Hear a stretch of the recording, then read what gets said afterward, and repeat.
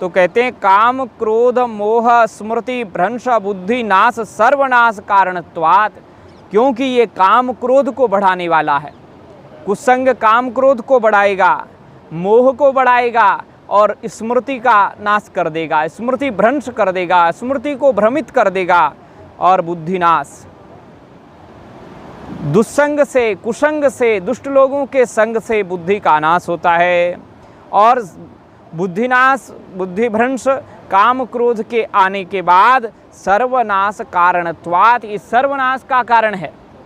इसलिए दुस्संग सर्वथैव त्याज्यः, दुस्संग का सर्वथा त्याग ही करना चाहिए। और फिर आगे कहते हैं तरंगायिता अपि में संगात समुद्रायन्ति। देखो काम क्रोध लोभ मोह मद मात्सर ये सब जीव के अंदर ही रहते हैं, लेकिन दुस्संग जब जीव को मिलता है तो ये अपना विशाल रूप धारण कर लेते हैं। सूक्ष्म रूप में हर समय काम क्रोध लोभ मोह मद मात्सर्य इस पार्थिव शरीर में रहते जरूर हैं। सत्संग करेंगे तो ये नीचे घट जाते हैं, इनका कम सहायता हो जाती है, इनमें क्षीणता आ जाती है, बलहीन हो जाते हैं, शक्तिहीन हो जाते हैं और ये अल्प बल वाले हो जाते हैं, अल्प मत वाले हो जाते हैं।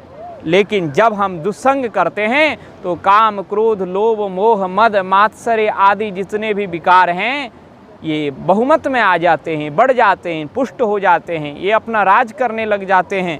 इसलिए इनको दबा के रखना है तो निश्चित रूप से सत्संग करना है और इनको बढ़ाना है, अपना नाश करना है, अपने जीवन को बर्बाद करना है तो निश्चित रूप से दुस्संग करके अपने जीवन को और इनको बढ़ाया जा सकता है, जीवन को नष्ट किया जा सकता है। तरंगायिता अपि में संगात समुद्रायन्ति।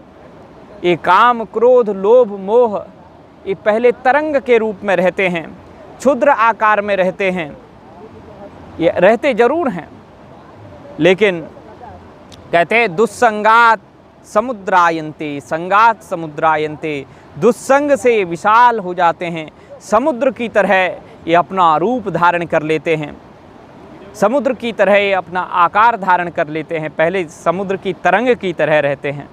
तो इसलिए दुस्संग का सर्वथा त्याग करना चाहिए, निरंतर सत्संग करना चाहिए। सत्संग ही करने योग्य है, दुस्संग ही त्यागने योग्य है। अब आगे देवर्षि खुद ही प्रश्न करते हैं और उसका उत्तर भी देते हैं। कस्तरति